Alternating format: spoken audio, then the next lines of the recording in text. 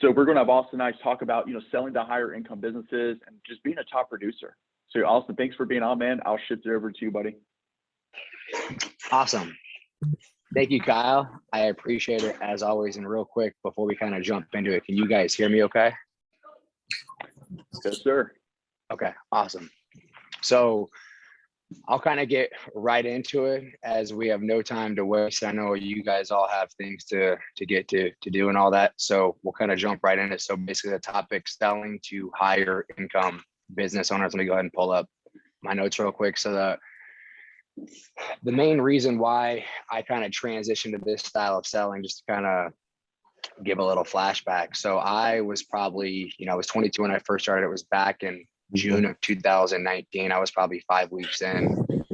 And when I first started selling, it was kind of, regular, car mechanics. Sometimes they were like 20 years old, 22 years old, 24 years old. And it was a lot of people that were, maybe they were check to check, or maybe they didn't have the funds in their check account. So I was getting a lot of, after 2 or 3 weeks of signing them up, if the next draft came back around, insufficient funds or BRI, so they called their bank and they stopped the draft or whatnot. And so I remember, it was the 5th weekend I'm going into my first train more. And at the time, our old agency owner, who was Rob Alcoma, before he retired last year, I remember, we went over an A to T report, right? If you don't know what that is, that's definitely something you want to learn about sooner rather than later. It's basically the quality of business that you write in line with the company average, and it's a rolling 12-month average. So typically, if you have over 100 A to T ratio, if you're ever looking at the financial projection sheets or the wall of cash, if your A to T is over 100, your renewal projections for 3, 4, 5 years down the road are going to be well above what those reports say. Now, if your A to T is below 100, your renewals and all that kind of stuff is going to be well below what those wall of cash projections show. And so when we went over mine about week 5 or 6 in the business, mine was right at 87. And so I knew right away when he said that wasn't good, I had to change basically who I was targeting. And so, and to kind of just bring it full circle real quick, when I went on my first train where I actually just wrote my 25th Eagle back on Train War 2, I have actually only written and typed up actually one other Eagle, and that was my first one. I know they've been using it a lot in Sales Academy, so some of you guys may have seen that, but over the course of my career, I've not actually taken the time to go and type out my weeks, which, shame on me, because I definitely should have. So that's definitely something I'm going to get better at doing. But you'll kind of see the past Train More too, it was 3 families protected. I kind of describe how the week unfolded, but it was all elite across the board. And so I kind of talk about the flashback to when I first started the first Train More I went on. I had yet to sell an elite policy going into that Train More. And I had yet to sell to a single family that bought multiple policies. So it's just one of those things where this is definitely a skill set and mindset that anyone can develop, but it really comes down kind of how you end up tailoring it to the business owner. So to kind of start selling to higher income business owners, the main 3 things you have to gain from doing it, you have a better A to T retention, right? So over the long course of the career, you're here to build long-term wealth, right? So the higher your A to T ratio, the more renewals and the higher your renewals are going to be down the road.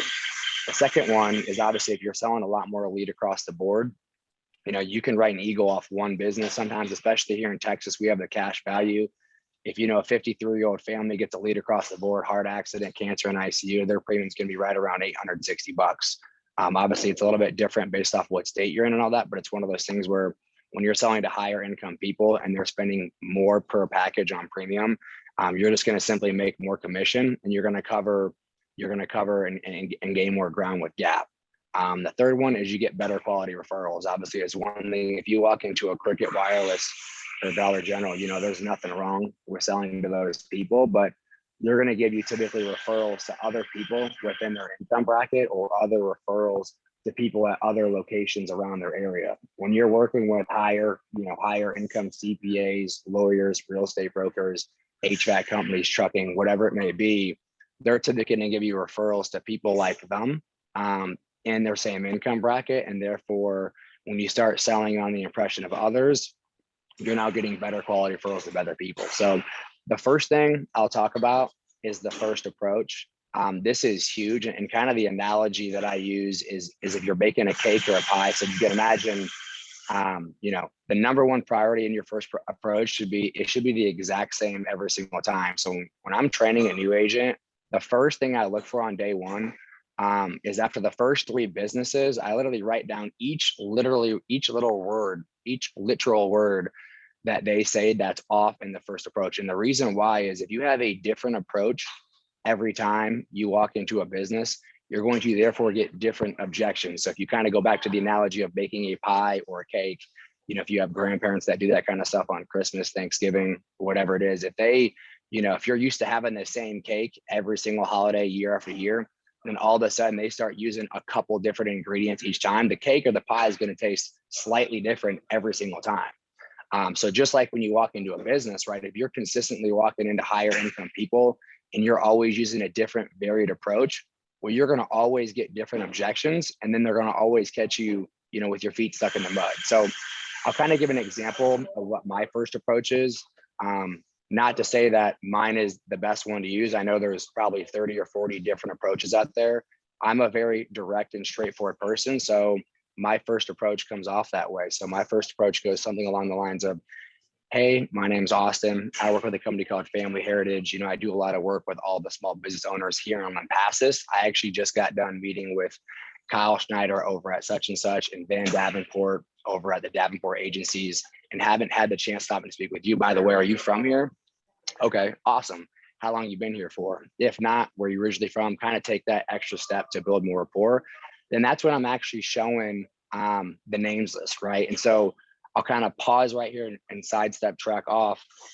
When I'm showing that names list, if I'm in a town that I've never been in before, I'm going to actually show a written out names list like this. I'm not actually going to show one off the iPad. I just think when you actually have a handwritten names list, it looks more professional and it's more personable. So anytime I'm in a brand new town and I haven't done a whole lot of work out there yet, I'll actually show a written names list like this. Now, once I've actually been in that town, I'm then showing strictly business cards up front. And so obviously, I always use names to my advantage. And so if you ever read that 25th Eagle that I just typed up, the struggle of the week was I was working in a town that was very heavily worked, and whoever worked it previously worked it very, very tight. So I was consistently coming across active clients, people who have already seen it, or people who had it years ago and then no longer wanted to look at it, right? And so once you transition to business cards, even if I come across a client who's already in the field and they're not mine, I'm going to actually grab their card and then put it up front, because now that's a name to use of who I can show who's a business owner, who is an active client. So these are all clients of mine in a town called Dripping Springs, Texas. And every single one of these clients on the front has a lead across the board. And I'll kind of touch on that later. So one of the key main points is have the same first approach every single time you go into a business.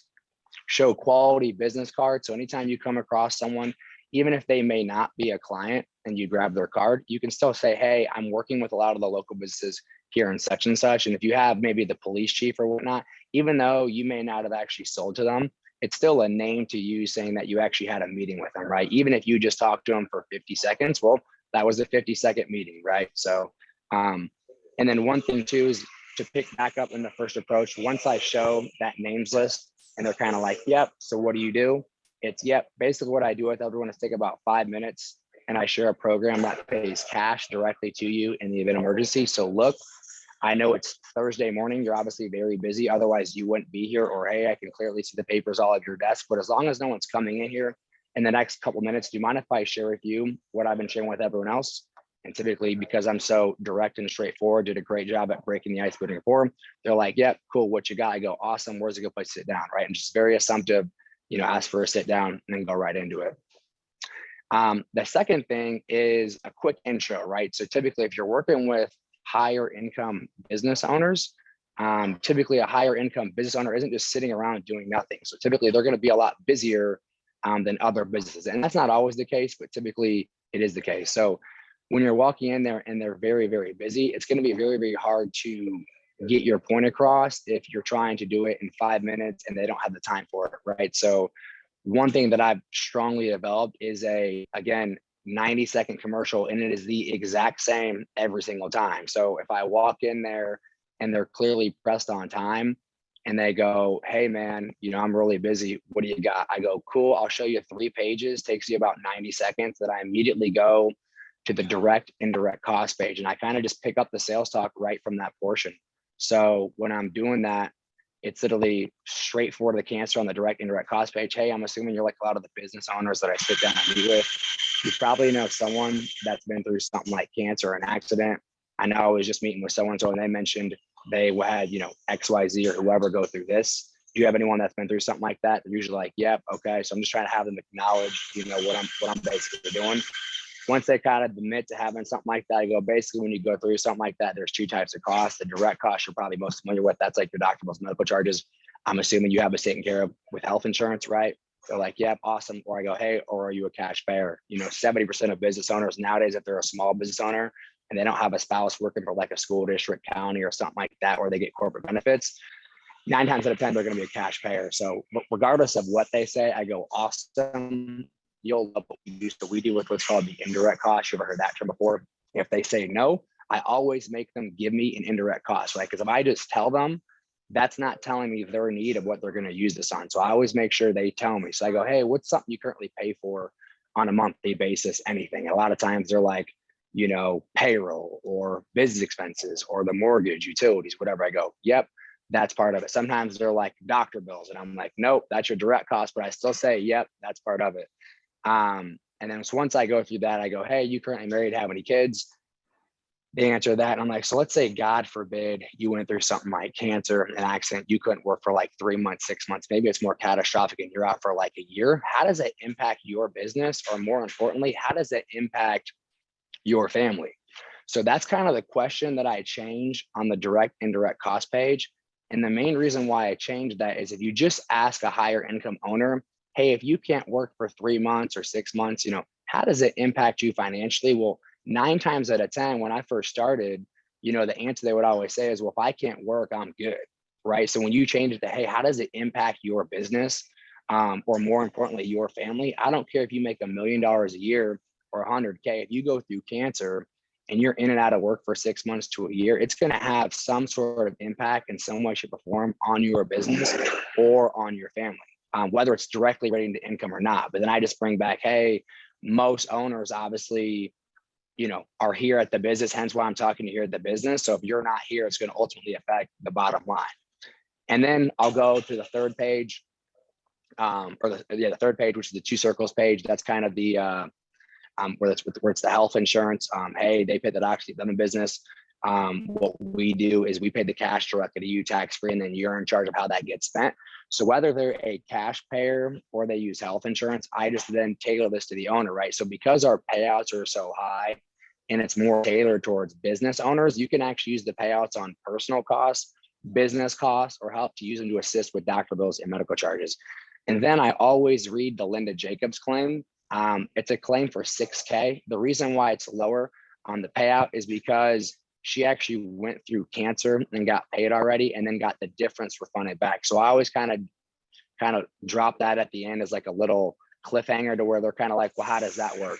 And it's like, well, awesome. If you have 5 more minutes, I'll show you how the rest works. If not, I always give them the choice of 2 positives to be very assumptive. So, today's Thursday. So I go, hey, does Friday morning work or Monday morning work better? Or if it's already Friday and you're doing it, hey, does Monday afternoon work or Tuesday morning work better, right? The more you can get in the habit of doing the choice of 2 positives on whatever you're doing as far as setting appointments, you'll get more receptive feedback on that. So that's kind of the quick intro. A side note as well, if you look at all the IRAs I use, every single IRA I use throughout the demo, whether it's an accident one, a cancer, a heart attack, and stroke, every single one is over $10,000 in payout.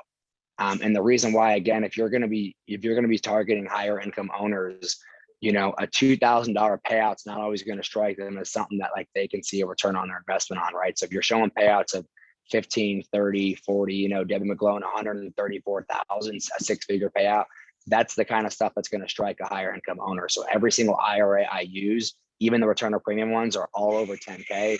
Obviously, again, the Linda Jacob ones that I read in the quick intro is an exception because she already got paid, but then got the difference refunded back. I kind of already touched on this earlier, but when I'm in just a regular demo, the direct indirect cost page, When I am asking that question, hey, if you can't work for 3 months, 6 months, a year, instead of asking the, hey, how would it impact you financially? My question always when it's an owner is, hey, how would it impact your business? Or more importantly, how would it impact your family? One thing I'll touch on real quick as well is you want to have a general background of how to tailor this to someone with health insurance versus if they're a cash payer. Now, this can be, a bit more detailed discussion and a topic for a different day, but it's one of those things where obviously if someone has health insurance, you typically have a deductible and then a max out of pocket and then a co-insurance. The more you're familiar with that kind of stuff, you'll understand what someone needs to pay ultimately altogether before their doctor bills and medical charges are fully covered. So if someone has a 5K deductible and a 10K max out of pocket and it's 80/20 co-insurance, they're typically going to have to pay 5K on that Blue Cross or United, right? And then after the 5K has been hit, any other bill they get remaining in that fiscal year is going to be billed at 20%. So 80/20 is the difference, right? And some policies are 100%, some are 70/30, right? It's different with every plan. But the point of understanding that is because then they're going to still be paying 20% on every bill they get. Blue Cross will cover the 80 or United will cover the 80. And then once they've hit that 10K max out of pocket, that will then be covered ultimately by the health insurance. And so for someone who might be healthy and not go to the doctor often, that's where you can really start tailoring preferring elite level policies, because if they're healthy, you don't go to the doctor often, that's a lot of money they might have to fork up in November or December, right before the fiscal year, just to have their health insurance kick in, just that, reset in 2 months for the next fiscal year. If someone's a cash payer, and I can kind of use a personal example on this, if someone's a cash payer, we do a lot down here in Texas with this is, a lot of times people might go, hey, we're healthy for the most part. We hardly ever go to the doctor. We don't ever use health insurance. And the reason why is we're not going to pay $1,500 a month, multiply that by 12, that's 18K a year, plus the 5K deductible and a 10K max out of pocket. When we go to the doctor once a year for an ear infection, it costs us $60 cash. And then we just use the GoodRx app at the CVS or Walgreens. So just have a general understanding that typically when people are paying cash for basic things like x-rays, MRIs, things like that, that Series 6, especially on the accident plan, is going to come very close to covering a lot of that stuff as a cash payer. Now, it's different with each situation, but an example for me is last June, I actually tweaked my back in the gym, had a herniated disc, got an MRI at Longhorn Imaging in the city of Austin. It cost me $350 cash. I filed a claim with Family Heritage, got $400 off my Series 6 accident plan, right? And I asked the girl up front, I said, hey, just out of curiosity, if I did go through major medical, what was the billing rate going to be? And they said, well, had you gone through Blue Cross, the billing rate for the scan was going to be $1,000. Now the catch on that again is if you've already hit your copay, deductibles, max out of pockets, things like that, that $1,000 MRI is going to cost you nothing. But for the average person who's healthy and hasn't gone to the doctor, once that year, the same MRI that cost me $350 cash is going to cost them $1,000 with health insurance and a hefty premium. So obviously that's a bit more complex stuff, but just having a general idea of how that kind of stuff works can help you tailor this to someone who is a cash payer, as opposed to them saying, well, we don't even have health insurance. Why would we get something like this? And the end all be all, for me on people like that as well, is at the end of the day, when you do go through cancer or an accident or something like that, if God forbid you ever did go through something like that, is, your number one priority is not paying the doctor bills. Your number one priority is paying your bills and keeping food on the table. So at the end of the day, we're giving you cash regardless whether you have health insurance or not. And then you can use that money tax-free on personal business or even to help assist with doctor bills and medical charges. And then the two final things I have for this is on the savings page, where it kind of goes through, hey, most people have the basic things in place. Some have, investments, savings, college funds, things like that. Last resort would be like getting rid of personal items, assets. None of that's really designed for a medical emergency. So basically, we're a supplemental coverage to protect your family, business, and assets. A lot of times at this page, once they fully know what we're doing, a lot of times they're like, oh, so this is identical to Aflac or Colonial or Combined. So kind of how I always handle the competitors is no matter what competitor they bring up, I go, the main difference between how we work and Aflac or Colonial, whatever competitor they brought up, is I go, hey, they're more tailored towards your average employee. So when something happens, their payouts are more designed for like a copay or deductible, because our stuff is more tailored towards a business owner or higher income individual. it allows for more money to be spent on doctor bills, medical charges, business stuff, and personal things. And so that's kind of how I explain the difference. And I just go, hey, if you're a business owner, you're going to have personal costs and business costs. So you're going to need a lot more coming in than the average employee, to where the average employee typically just has personal costs, right? Their main bills. That's kind of how I handle that. And then closing's no different than it would be in a regular demo. The only difference is I'm using strict power names with owners who have similar situations. So as I'm going throughout the demo, I'm really trying to cycle names of different businesses in that owner's age group. And obviously, if you don't have a lot of names, you've got to really work that down to get that. But even if I've actually sold to those individuals or not, if I'm talking to a 8-year-old couple who owns an HVAC company, I'm going to try to use maybe like some 36 or 38 or 40-year-old other business owners, especially in the small town, because chances are their kids play sports together, or they go to school together, or they're next door neighbors, or whatever it may be. And there's been a lot of times where I'm cycling in those names and end up finding out they're best friends. And then I get 2 other referrals to their other friends in the same age bracket. And then at that point, when you really get rolling, people start buying on the impression of others. That's when you get the referral, you walk into the business, they're a cash payer, just like Johnny Bravo. They referred you. Cool. What do they get? Yep. They got a lead across the board. Here's how it works. If you don't use it, here's how the return of premium works. Yep. We'll do exactly what they did. And that's when it really gets fun, because now you're not even really going through a full demo. You're just selling off the impression of others, and referrals get very, very, lucrative that way. So that's what I kind of have on selling to higher income individuals. Kyle, I know you wanted to, touch on mindset. The mindset that I have, whether it's a train more or a regular week, is no matter who the individual I'm talking to is, everyone needs this, right? And at the end of the day, do they legally have to have it like car insurance? No, you've got to really have that mindset of like, hey, you need this in some way, shape, or form. Whether you have $800,000 in a savings account or, $20,000 in the savings account, you'd rather use our money than your own money, right? And so just all comes down to how you're tailoring it to these business owners. And you've got to use stories and third-party selling throughout the demo. So the main trick is, when you're really going through that demo, whatever they say, you've got to then ask why, and then you've got to throw in an extra name, right? So, on the direct indirect cost page, if I'm talking about, if they can't run the business, how does it impact, if they go through cancer and they can't be there, how does it impact the business or the family? And they're like, well, typically, we don't have to be here and the business still runs, but I guess if we're not here for a while, it's going to have, a slight effect on it. And I, bring in that third party name, right? Yep. That's exactly what Johnny Bravo said. He goes, look, we have the HVAC company. We have 13 guys. If I'm not here, the business is going to run regardless, but typically it runs best when I'm here. And so if I'm not here for a period of time, it's going to ultimately start affecting my bottom line, which is going to have an impact down the road. So just things like that really help dig into the need, especially when you're dealing with a higher income owner. But my mindset is, hey, whoever I'm talking to, everyone needs this. And then, I'm a firm believer of there's 2 types of people, right? There's people who, wish and want things to happen. And then there's, the second person who, no matter what the circumstances are, they make things happen. And I'm a firm believer of this. I've been on a bunch of different train moors in Kansas, Oklahoma, Tennessee, Alabama, Arkansas, Texas, you name it. I have been on train moors where I green out every single day and write 25K. I've had train moors where I write an eagle Monday, Tuesday, and then do nothing Wednesday, Thursday, Friday. I've had train moors also where I work Monday, Tuesday, Wednesday, Thursday, flight chargeback, hotel chargeback, rental car chargeback, and I keep going, and the system comes to you on Friday, because the system will always pay you. And our system always works, but unfortunately, people don't always work. So that's kind of what I'll leave y'all with. If anyone has any questions, go for it. Hey, Austin, it's Josiah. I just got a quick smokes. question.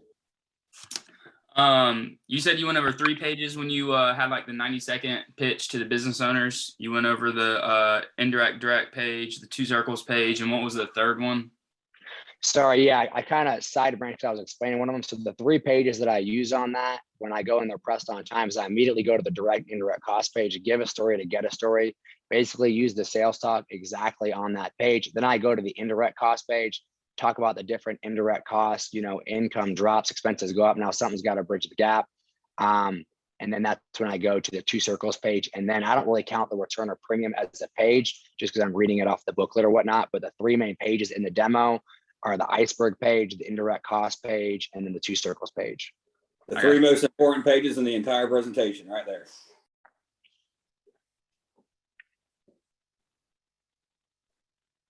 Wow, that's awesome. Holy smokes. Hey, Austin, I forgot to hit record. So can you just restart from the very beginning and we can just redo it? I'm totally I see the kidding, recording man. right now. Yeah, don't lie to me. I'm just kidding. That was gold. Hey guys, ask questions, man. Lots of good notes. Just feel free to ask Austin whatever. Austin, Tom, it's me, man. A couple things I love about you, man. Number one, we're the same height. Number two, man, just your passion. Every time I see you, man, every time I talk to you, you just got a huge smile on your face. And you know what, man? Even just, I mean, I'm taking notes like a one-armed, paper hanger. But man, calling people a cash payer is huge. And then it's your business that wouldn't do well if you weren't there, because every business owner, like you pointed out, is going to say, hey man, my business will run. If something happened to me, I'll still bring in paychecks.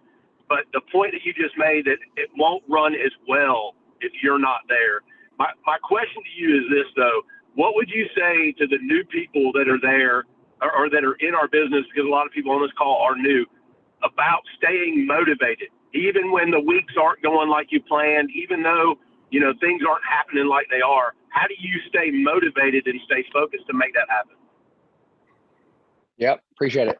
For motivation for me, I played D-line from age 7 to 21 all throughout the college level. And the way I was taught with the D-line coach when I was just, a 7-year-old kid to high school to college is just, regardless of the circumstances, you show up every single day and you put your boots on and you go to work. You know what I mean? And the way I look at it is, no matter what the circumstances are, and you'll definitely start to notice this once you start to get in leadership roles here, is, but I always look at the glass half full, right? It's never half empty. It's always half full. And the reason why is, if you just look at the opportunity we have here, at the end of the day with COVID and all that stuff, and I hate hearing COVID over and over again, as an excuse or whatnot. And, you have the winter, the freezing ice like we're getting right here up north. We're getting a bunch of snow. I mean, there's always, when you're self-employed, there's always 1,000 reasons why everyone wants the freedom and flexibility, but there's always 1,000,000 reasons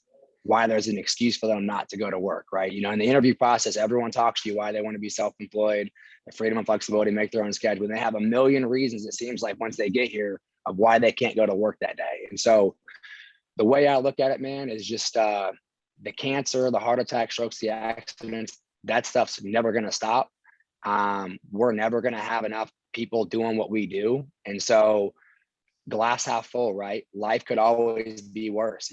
When you truly take this business off yourself and put it on the service aspect to making everyone you speak with and focus on leaving them in a better spot than when you found them, it's hard not to succeed when your mind's not on service. And the way I look at it is, cool, if you buy this, or if, sit down and look at this, right? If it's for you, get yourself protected, just like half these other owners that you personally know.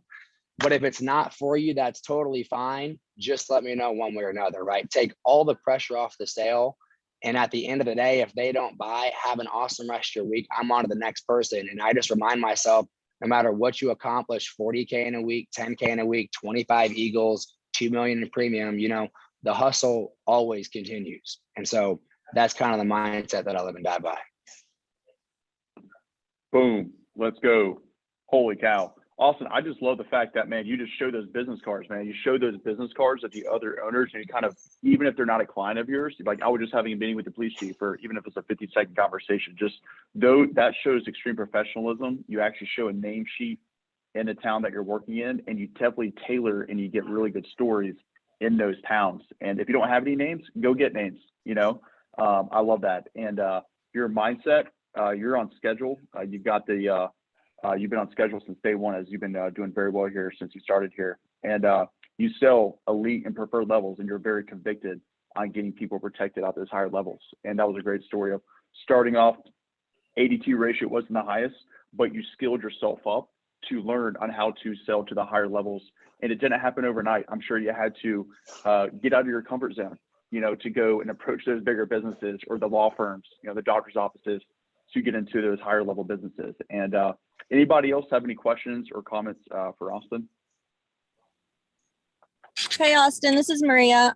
Is it normally a one call close with business owners, or are you most of the time doing it in several stages?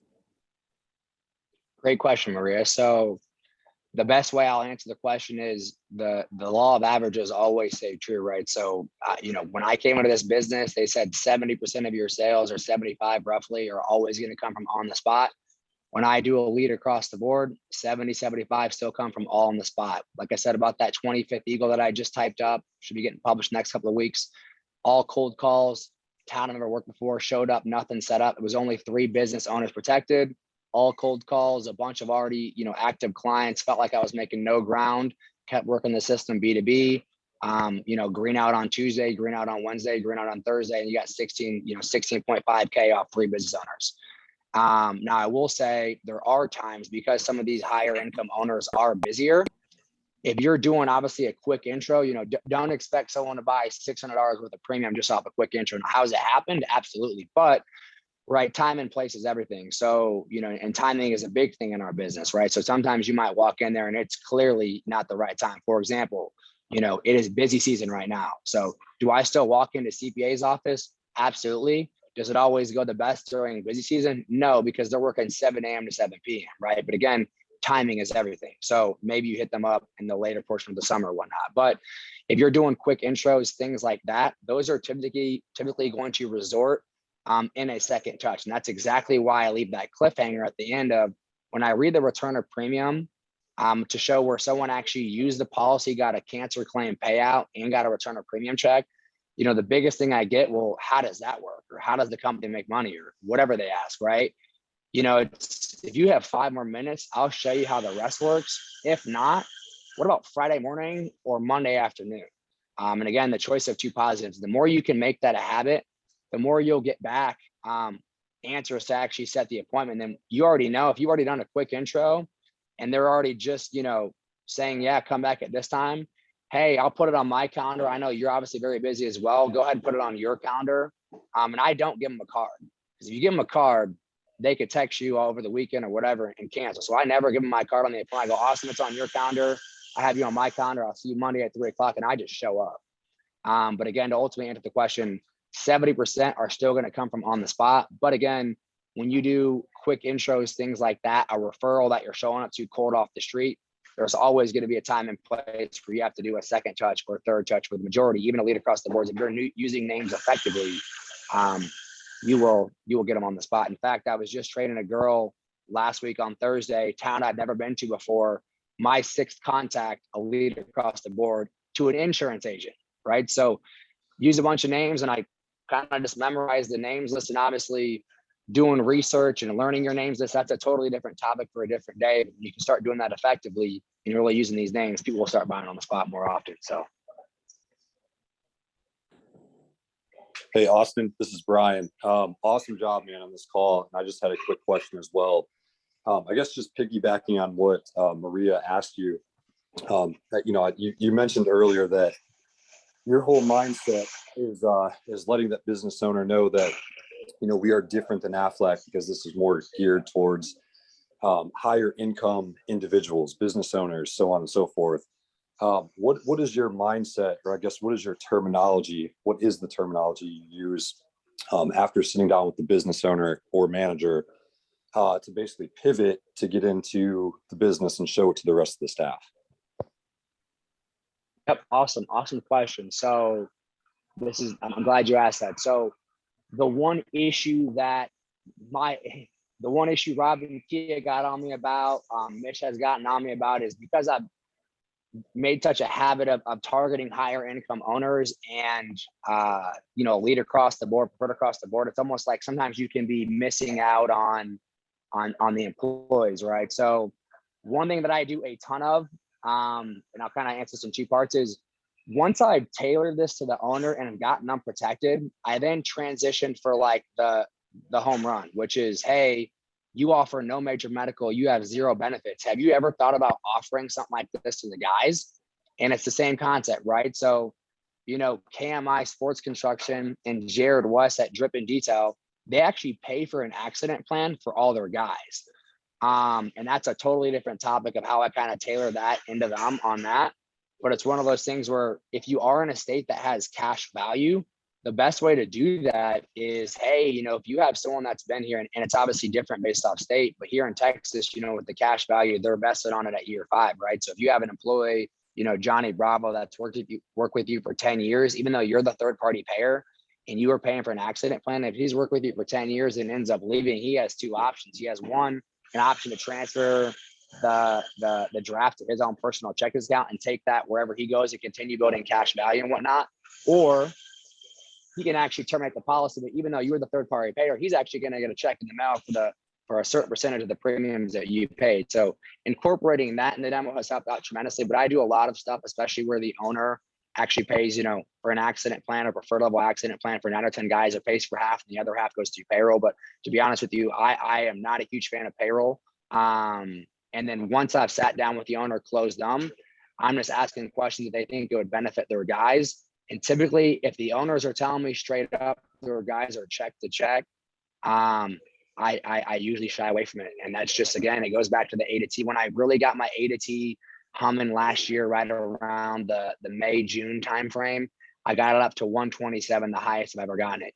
And to be honest, when I was asking some of the corporate guys in the office, I don't know anyone who does B2B who's gotten it up that high. Now residential, you'll get some guys that get 120, 122, 124, but B2B, it gets very hard to do, 125, 120, especially if you're doing a bunch of enrollments to where every other month you're getting 3, 4, 5 people that fall off. So when you start working with these higher income owners, they start running this stuff out of their business account. So they're used to 10 grand coming in, 20 grand going out, 40K coming in, 10, big amounts of cash flow.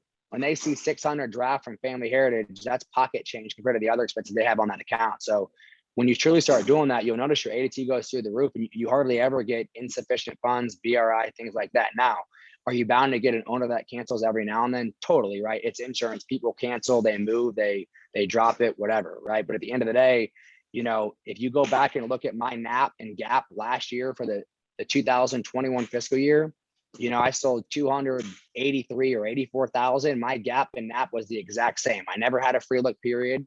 I never had someone cancel within inside 3 months. And when you start targeting quality business, that's the result you get. Boom. Oh yeah. Wow. So many good nuggets. Let's go. That's powerful, right? That much premium not to have a free look all year long, guys. All right. Well, guys, we're going to wrap it up. It's been a 45-minute call of straight fire from Mr. Austin Ice. Austin just turned, I think, 25 years old recently. So he's done a lot of, he's well on his way to hitting market director. He lives in good old Austin, Texas as well. How convenient is that? Thank you, Austin, so much for being on, man. That was awesome. This was recorded as well. So make sure, guys, to listen to this recording because there's so many technical content that he said. He hits pretty much every cycle of the demo right there, and good nuggets on how to tailor the need for different types of people, especially high-end business owners, which everybody wants to be protecting out there. So, yeah, Austin, you do probably have the highest ADT ratio in the company. So thank you so much for being on today, man.